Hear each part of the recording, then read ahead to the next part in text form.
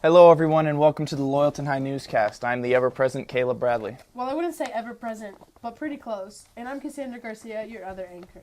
Now we have a lot of interesting news this cycle, and so we decided to begin our program on a rather controversial topic in today's media. As many of you know, there was a walkout at our school and in hundreds of schools across America on Wednesday, March 14th, to protest the recent surge of school shootings and violence students have to endure in recent years. That's right, Caleb. While some opposed to the walkout, they saw it as a protest against gun rights, and others saw it as a way to honor the 17 students who were killed at the recent shooting in Parkland, Florida. We wanted to get a report of the event that captures the experiences and opinions from all sides of the issues, so we have interviewed a few high schoolers who have mixed opinions about the walkout. Excellent, Cassie. We sent out Matthew Graves to interview our opinionists and get an idea of their views on this complex subject, as well as to gain some insight into how some of our local rural students feel on this tough topic and tragic issue. Matthew? I'm Matthew Graves, and I'm interviewing a few people about their thoughts on the walkout that happened on Wednesday, March 22nd. So, Mason, tell me, what are your thoughts on the walkout as a whole? Well, I'd say I'm lukewarm on it. Okay. So, equal parts, I support the First Amendment and Second Amendment. So while I support everyone's right to protest, I don't necessarily support what they're protesting for. So you kind of, you're for them, you kind of get that they're, even though a lot of people have kind of turned it to a negative form, they're still trying to almost like turn the kids into martyrs in a way. Mm-hmm. But at the same time, you kind of get the whole everyone should have the right to bear arms. So you definitely feel that you're in the middle ground. You don't know what to feel in this scenario. Well, I don't know if I'd say I'm in the middle ground. See, I extremely support both amendments. Right. So I am completely for their right to free speech, but I am also completely for the right to bear arms. Right. So it's definitely complicated. Yeah, I'd say so. All right. Okay, so Loyalton, you are against the walkout, that's correct? Yes. Tell me, why do you feel that you're against the walkout and why it took place? Well, I just don't. I think it's just like a waste of time. I mean, like honestly, if guns kill people, not people. So I mean, that's just what I think.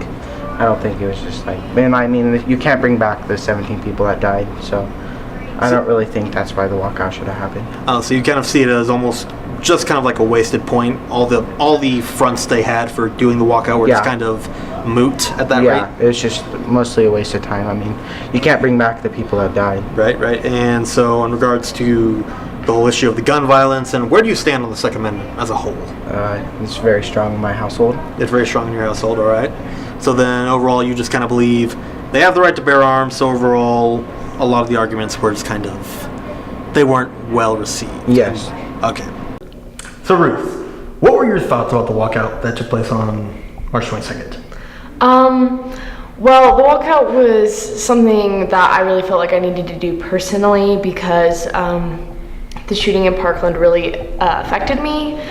I was hoping not to do so much against like gun control because I know that's kind of a touchy subject.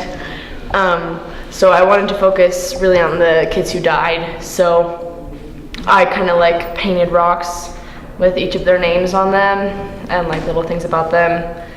And yeah, that just felt like an extreme honor, I guess, to be able to. So on your side of things, a lot of people who were against you would have said that it was very much against gun controls, against the Second Amendment, and a bunch of other issues like that. But from your perspective, at least, maybe not speaking for the other students who walked out with you, but at least from your perspective, it was purely just to honor the lost students, yes? Well, I mean, the majority was to sort of to honor these students, but I do have feelings about gun control that they don't completely agree with what's been happening, but like they're definitely against, I guess, what the majority of the people who are here think. You're definitely on the support side, but even you are still kind of in murky waters. Yeah. All right then. Thank you very much. Yeah. Back to the news desk.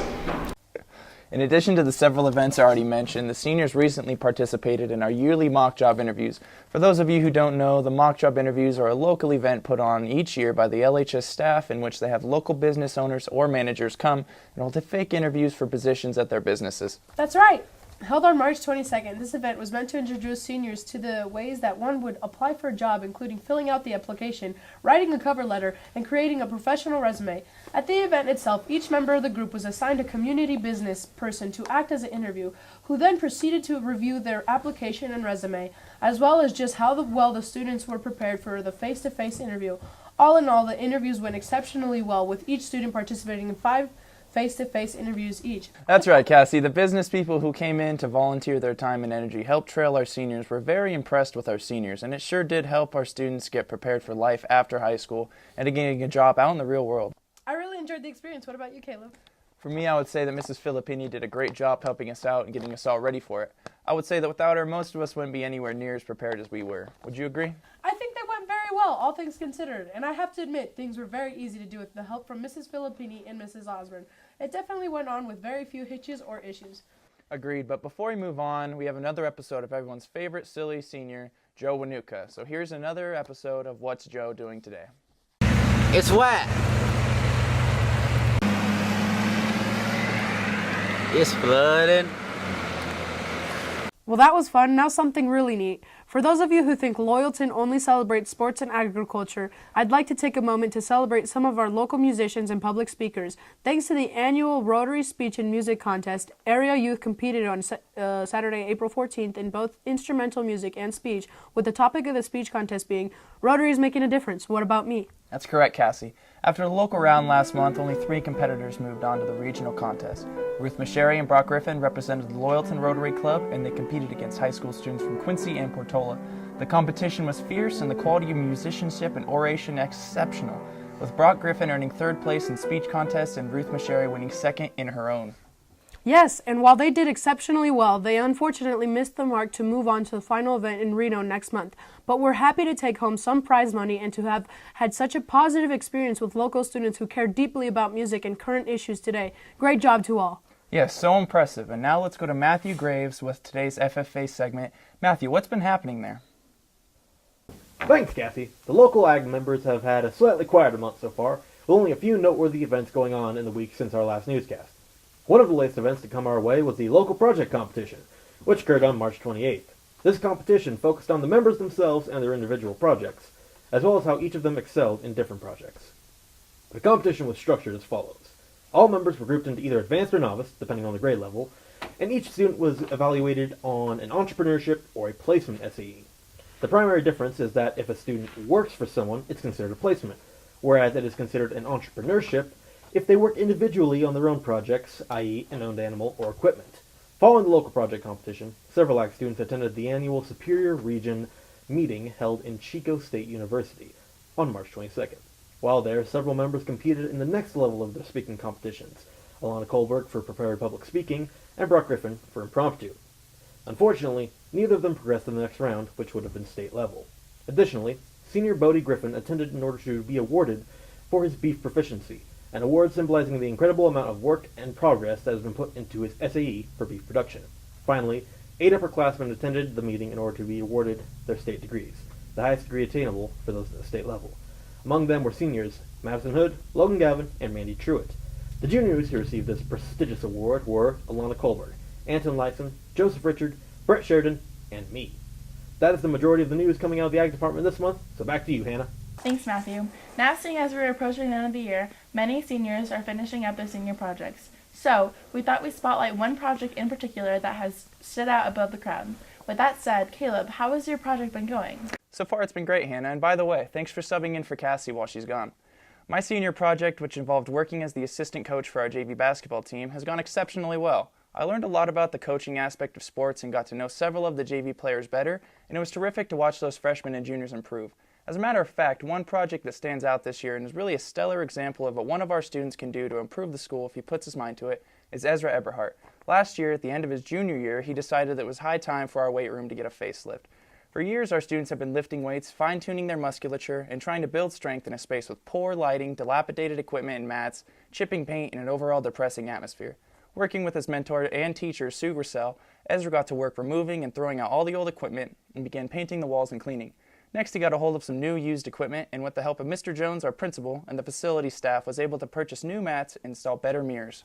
It looks fantastic, and I definitely feel more motivated to work out when I'm there. Thank you to Ezra for your vision and service to our school. You're the best! Spring sports are finally up and running full steam ahead now that the sun has decided to come out and dry up our track and ball fields. And I, for one, am happy to see that terrific feeling of spring and the fast approaching summer in the teams. The varsity boys baseball team has started off extremely well, with our boys winning all but one of their games up to the Big Valley doubleheader on April 13th. All of those games against Whittle, Sierra Lutheran, and 2 against Princeton and Big Valley saw the boys pull ahead and win by a massive lead, with the loss against Biggs being slightly less extraordinary. On the softball side of things, our students have been doing just as well, with the girls winning 4 out of their 5 games before the Core Butte doubleheader on April 17th. In each case, the girls pulled ahead and won with staggering leads against Princeton's and both games against Big Valley, with their second win against Princeton being a nail-biter up until the very end. However, the girls met their match with Biggs and a loss to 18-3. Following all this, the track team had been doing well in their own right. As of this newscast being recorded, the teams have only met once, at the MTVL meet at Shasta College. The JV teams did extremely well here, with the JV boys placing second and the JV girls winning outright, taking first place against much larger schools. The varsity boys themselves took 5th place, and the only JV girl participating, Vicky Orichkova, taking 6th all on her own. They are set up for a busy season, and we wish them luck at Carson on April 20th. That we do, Caleb. That we do. Alright, everyone. I believe that is all we have for this Loyalton High newscast. I'm Hannah Southworth. And I'm Caleb Bradley. Thanks for tuning in.